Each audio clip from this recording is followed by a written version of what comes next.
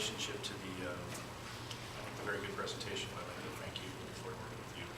Just by way of context for the community, as you know, if you've sat in on these meetings for 4 years, nothing that she shared with us really was that much of a surprise. So I make these comments. I debated whether or not to make this comment only because it's for the benefit of anybody that hadn't sat in these meetings and might think that we were surprised. In a school district where you're trying to manage the decline in enrollment, you have a decision to make between managing that decline by precipitating the reduction in expenditures, which then of course causes the problem when parents look at it and say they're not spending the money on the kids, and so it exacerbates the problem of the decline. So we've been wrestling with the state budget issue over and over again. And so we've made some conscious decisions. The terminology used is reserves and deficit spending. As we struggled with this decision, we looked at it as a terminology of a savings account and a decision to draw from that savings account to maintain teachers, computers, kinds of things our parents were asking for in an effort to maintain attendance. And I think that we did a pretty good job in some areas, and I think we can feel good about that, and I think we can feel good about our teaching community and also some of the resources that we have in the school that others who have cut much deeper maybe have suffered a little bit more in the interim. Having said that, I think we've all been looking ahead, and as you point out, knowing that it's coming home to roost. We had hoped that the savings would be in place and that the state issues would resolve themselves sooner. And so for those reasons, we're obviously all working through some solutions. Now, we not only have the solutions that we talked about formally in the budget process, but we also have some revenue opportunities that for various reasons, LACO, for accounting reasons, I think, and understandably can't really count yet because they're not done, but they're coming. And they actually perhaps might be even more significant than anything we could possibly do in terms of the cuts.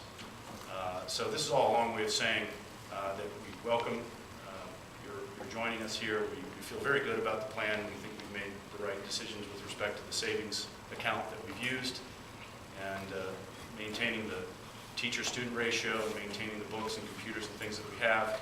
And we also feel pretty good about our revenue side of the equation, which unfortunately for various reasons we can't really include in the forward forecasts in a way that would work well for LACO. But I'm sure we'll work through all those as we work through you guys' consultants to us. But I did want to offer that up, Mr. President, by way of some context. Item 9B, Service Award Presentation to Andy D. Rutledge. We actually have 3 awards presented to you. First one, on behalf of the AVEK staff and board members, in recognition of your loyal and dedicated service to the Antelope Valley Eastern Water Agency and all the people of the Antelope Valley. I'll read to you what it says. Presented to Andy D. Rutledge in recognition and gratitude for 26 years of dedicated and professional service.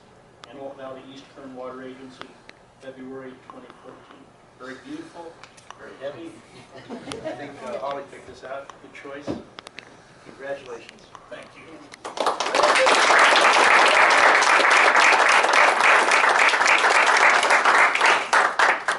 And from the California State Senate.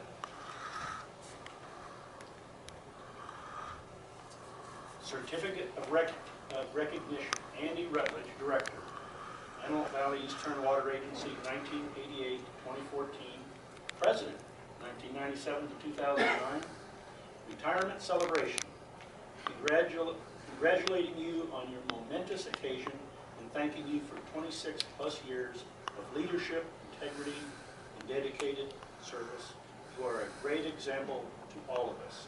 Senator Steve Knight, 21st District.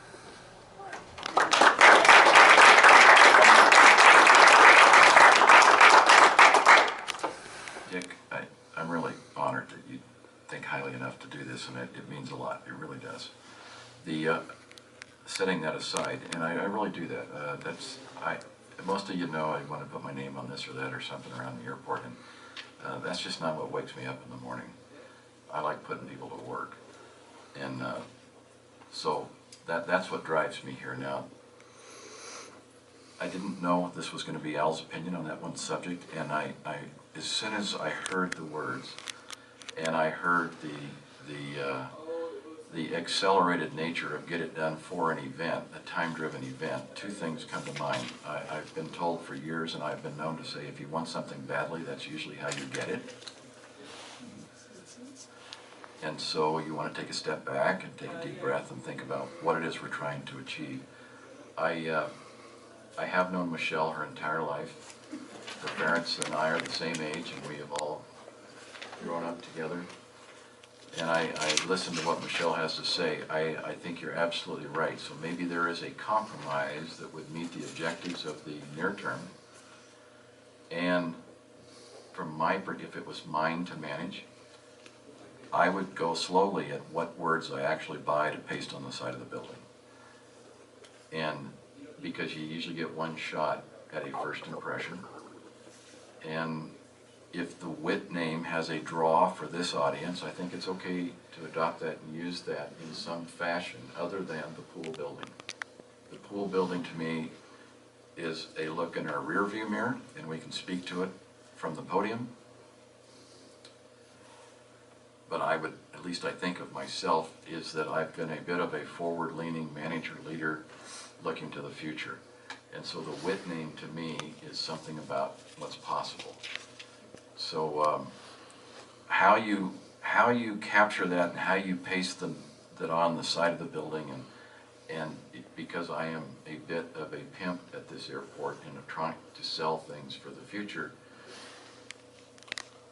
how we get those words right, I would probably turn to my friend Dan Pilata and say, how do we package that and put that on the side of the building? There's a person who does this for a living at big event halls across the entire nation. He's been challenged with this challenge many times. Now, I don't know if you've bought the letters and you've sized them. I mean, I'm learning a lot as I'm going here. But if we haven't, I think we have an opportunity to slow down and ask a professional in this industry. Like when I go over to the Paul G. Allen Stratolaunch hangar, I have to be literally parked next to the building to read Paul's name. But I know it's Stratolaunch, and it means something to me, how they've presented that. I want to sell the naming rights to this building. My goal was to sell the naming rights to recoup our investment. I'd like to sell the naming rights for $2 million. That's my goal. I think if we do this properly and not detract from it, we'll be able to sell that real estate for $2 million. That to me is a lot more important than have my name on it. But I do agree with Michelle. I think the brand has some gravitas in the local area as an event center. And so I think in the short term you can use that however you like, but in the long run, branding it and hanging your name over it. Of course, I'm always interested in the finances of the district. I think you're giving something away by taking that valuable real estate right now, having not asked a real pro how you do that on the side of the building.